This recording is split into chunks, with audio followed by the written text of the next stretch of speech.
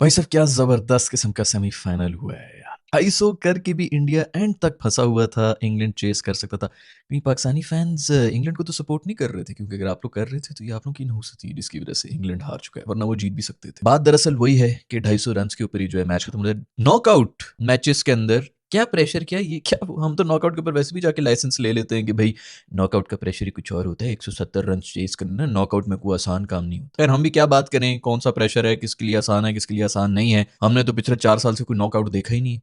हमारे लिए तो नॉकआउट जो फर्स्ट राउंड होता है उसके अंदर ही एसोसिएट नेशंस ही बने हुए होते हैं।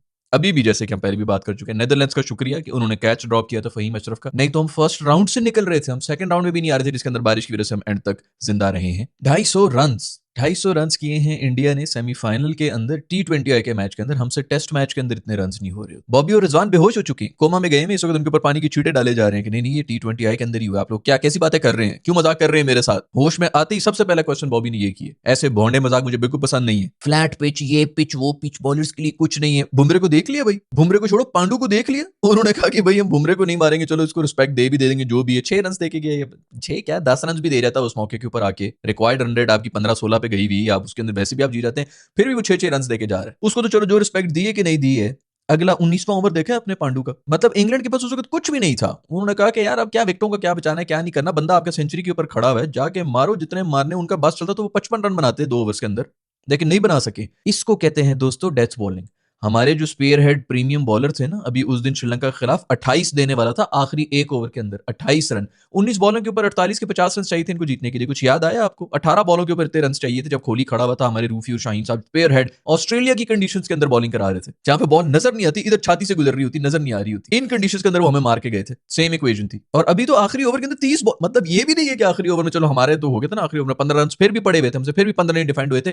उस सिचुएशन तक भी नहीं लेके आए। अगर इनको कहीं मिल जाते 15-16 रन, इवन 20 रन भी मिल जाते, इंग्लैंड ने कर जाना था चेस। और आपने देख लिया एंड में मारे उन्होंने 2-3 छक्के तो मार ही दी। ये फर्क है भाई। इस लेवल हम लोग रोते रहते हैं जी हमारी स्ट्राइक रेट नीचे है, 250 किस तरह होते हैं फलाना। उस दिन हमारा स्टार्ट देखा था आप लोगों ने, 170-180 के ऊपर पहली विकेट गिरी है, हमसे तब 250 नहीं हुए थे। जब ऑल द मोर रीजंस थे कि यार 250 मार के 60 रन से हमने जीतना है, और ऐसे स्टार्ट के बाद हमसे 250 नहीं हुआ था। हम तकरीबन ऑल आउट हो गए थे, 220 मर की हुआ था, 30-40 रन नहीं बनाए थे पूरी टीम ने, क्योंकि मेंटल ब्लॉक है।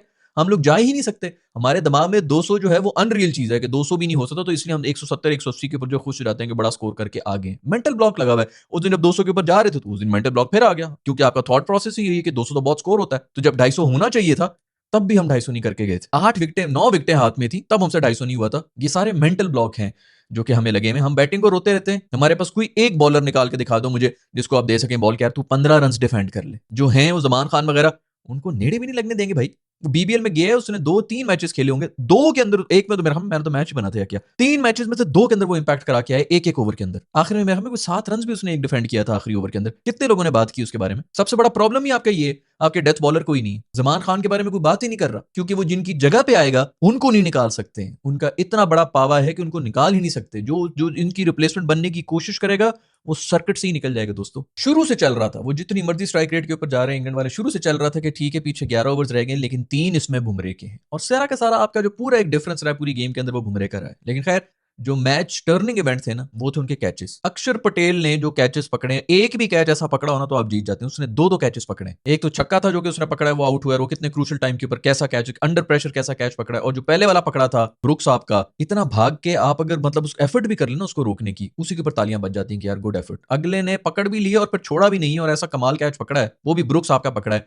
ब्रुक इस पूरे टूर्नामेंट के अंदर बस हमें पेलने के लिए आया था, हमें मार के वो चले गए। उन्होंने सेंचुरी मार दी, सिंगल हैंडेडली वो मैच लेके चले गए थे। आगे उन्होंने ना उनसे पहले कुछ उन्होंने किया था ना बाद में कुछ किया। इनफैक्ट ब्रुक साहब ने तो आज कैच भी ड्रॉप किए, संजू सैमसन का कैच ड्रॉप किया जो 81 रन मार के फिर चला गया। उसने फिर एक दफा गेम साइड पे कर दी। किस्मतें देखो वैसे इंडिया वालों की भाई, कोई एक पॉइंट नहीं है जिसके ऊपर वो अनलकी रहे, उल्टा लक भी इनको फेवर कर रही होती है। सारी न्यूमरोलॉजी के चक्कर में भाई हर चीज जो है वो मुहूर्त निकाल के जो ना सब सेट किया हुआ है। पीछे जर्सी पे कौन सा नंबर लगा हुआ है, नाम के अदद कितने बनते हैं, सब लक का एलिमेंट पूरे का पूरा उन्होंने ठीक किया होता। आप देखते रहे, अभी पिछले दिनों ये कोई गेम खेल रहे थे, अगले प्लेयर वो मेरे ख्याल में वो टीम हारने लगी थी, उनके 2-2, हाँ ये यूएसए वाली गेम जो थी, 2-2 इंजरियां हो रही थी एक ही मैच के अंदर। ये कौन सी शक्तियां जो कि चल रही हैं साथ साथ। पहले तो प्रूव होगा नहीं, और जब तक हो जाएगा तब तक जो है वैसी बड़ी देर हो जाएगी। कहीं भी जेकब बैतल जो है बेहतरीन किस्म की इनिंग्स खेल के गए हैं, बहुत मजा आया, बड़ा जबरदस्त जो है नया लड़का है और बहुत ही जबरदस्त इनिंग्स खेली, लेकिन फिर भी डिजर्विंग इंडिया ही था यार। आपने 250 रन मारे हुए थे जिन्होंने शुरू में बैटिंग की थी, वहीं पर गेम जो है तकरीबन खत्म हो चुकी थी, तो बड़ा जोर लगा दी इसने, मतलब बैतल नहीं बेसिकली कोई एंड में कोई जबरदस्त किस्म की इनिंग्स खेली, मतलब 100 रन की कोई छोटी मोटी इनिंग्स तो नहीं होती, सिंगल हैंडेड लेके चल रहा था, नहीं तो पूरे का पूरा इंग्लैंड तो कब से हार मान के निकला हुआ था। उनका जो टॉप ऑर्डर उनके सारे जितने भी एक्सपर्ट्स हैं वो आके शुरू में पावर प्ले के अंदर बेसिकली गंद करके निकल गए थे। ये जब भी इनकी ये इंडिया की जो मैं बैटिंग देख रहा था ना, जो नए बच्चे जो हैं इनकी, हमेशा मुझे लगता था कि यार फुलझड़ियां ही उड़ा रहे हैं, कोई बड़े लेवल के ऊपर आके किसी भी नॉकआउट स्टेज के ऊपर आके पैनिक करेंगे, अंडर प्रेशर जो है वो टूट जाएंगे, ये सब चीजें होंगी। और ये सब मैं तब कहता था जब संजू सैमसन नहीं था। वो बंदा जब से इस बैटिंग लाइनअप के अंदर आया ना, एक मेच्योरिटी आ गई है, वो खेल भी सकता है, मॉडर्न डे क्रिकेट भी खेलता है और मेच्योरिटी के साथ खेल रहा था। 2 मैचेस तो वो सिंगल हैंडेडली आपको जिता के ले गया है। अभी जो वेस्ट इंडीज वाला जो मैच था उसके अंदर 200 चेस कर रहे थे, ये छोटी मोटी बात नहीं होती, मस्ट विन गेम थी, वो भी नॉकआउट सिचुएशन ही थी, हाई प्रेशर था, आपके दूसरे एंड के ऊपर विकेटें भी गिर रही हैं और आप 200 ऐसे चेस करके गए जैसे वॉक इन द पार्क हो, कहीं पे कोई लड़खड़ाई भी नहीं, कुछ भी नहीं हुआ, सिंगल हैंडेडली वो भी लेके गया और इस मैच के अंदर भी सिंगल हैंडेडली वो आपको लेके गया है। ब्रुक्स आपके लिए तालियां होनी चाहिए, इतना खूबसूरत कैच उन्होंने जो है वो ड्रॉप किया था वहां पर, मतलब उसने तो फिर आगे जाके 50-60 रन मजीद मार दिए थे, जो भी 20 के ऊपर था जब भी था उसका कैच ड्रॉप हुआ था। लेकिन अगर यहाँ पे 20 रन भी कम होते इंडिया के, बाकी भी आके उनका रुकने तो नहीं था, उन्होंने आके मारना ही था, लेकिन अगर 20 रन भी कम होते तो इंग्लैंड जीत गया था। तो ब्रुक भाई इस पूरे टूर्नामेंट में सिर्फ हमें मारने के लिए आए थे, तो ऐसी कोई भैड़ी किस्मत है ना यार हमारी भी। स्काई के कैच की वजह से इंडिया जो है पिछला वर्ल्ड कप जीता था और अभी फाइनल का तो मुझे कुछ पता नहीं है, लेकिन अगर फाइनल जीता ना तो ये अक्षर पटेल के कैचेस की वजह से, ये इन कैचेस की वजह से जीत रहे हैं। अक्षर पटेल की क्या फिटनेस है जो आप लोग कह रहे हैं बड़ी फिटनेस, तो ये वो मेरी डाइट फलाना ये वो, मासूम के हल्के पड़े में आंखों के नीचे, कमजोरी है उसको, वीकनेसेस है, इसको फिटनेस नहीं कहते, इसको कहते हैं दोस्तों ट्रेनिंग। वो ट्रेनिंग करते रहते हैं, वो पूरी पूरी रात भी जो है ना, इस उनकी प्रायोरिटी सिर्फ क्रिकेट है इनके जो प्लेयर्स की।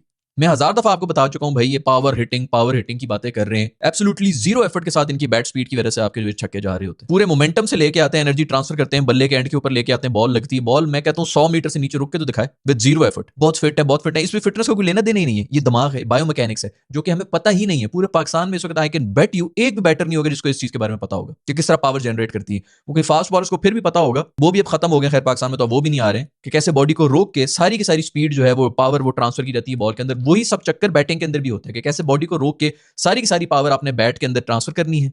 वो जब बॉल पे जाती है तो बॉल आपकी भाई 70 मीटर से नीचे नहीं रुकती, और जब आपकी गेम छक्कों के ऊपर आ जाती है ना, फिर आपकी फील्डिंग की भी जरूरत नहीं पड़ती। इसी के ऊपर पाकिस्तान सबसे ज्यादा मार खा रहा है, वरना हमें नहीं पता 2010 से, मतलब 2009-7 जब से भी T20 आया शुरू हुआ है, हर कोई बंदा इसी चीज को रो रहा था ना भाई, एग्रेसिव क्रिकेट है, शॉर्टर बॉल पे आपने मारना होता है, ये होता है वो होता है। 2020 के बाद से क्या बेसिकली चेंज हुआ है? 2020 के बाद से ये चीज चेंज हुई है कि छक्के ज्यादा मारना शुरू हो गए, मार मार के आप चौकों से भी कर लेते हैं, 12 रन पर ओवर के हिसाब से आप 220 रन उससे ही बना लेते हैं, लेकिन चौके नहीं लग रहे, छक्के लग रहे हैं। और वो छक्के क्यों लग रहे हैं? बैट स्पीड तेज होगी, बायोमैकेनिक्स इनको पता चल गया। ये जो हमारे यहाँ पे लगे हुए जी कलाइयां मोटी हो तो फलाना हो, ये मोटा हो वो मोटा हो, जिम जाके जान करो पता नहीं भिंडियां खाओ थे, उबले हुए अंडे खाओ तो फलाना पावर हिटिंग वगैरह, कुछ भी नहीं चाहिए। अब जो लोग मेरी बात को समझ रहे हैं उनको मैं बता दूं कि ये जीरो एफर्ट के साथ, पांड्या के हाथ से बल्ला निकला था ना, वो क्यों निकला था? ग्रिप लूज थी, और ये सिर्फ ग्रिप लूज करने से नहीं आता, ये विप मोशन जो है ये सारा का सारा बायोमैकेनिक्स उन्होंने समझी नहीं कि किस तरह ट्रांसफर करना है बल्ले तक, और फिर जब वो लॉन्ग हैंडल भी आ गया, वो सब चीजें आ गई हैं, ये उस पर मार रहे हैं। हमारे यहाँ पे सारे जो हैं वो जोर लगा लगा के पावर हिटिंग ये होती, पावर हिटिंग वो होती है, उसके अंदर यही होता है कि 2 लग जाएंगी, तीसरी बाउंड्री के ऊपर आउट हो जाएगा, लोग जो है डर के मारे कुछ करते ही नहीं। इनके तिलक वर्मा को उठा के देख लो,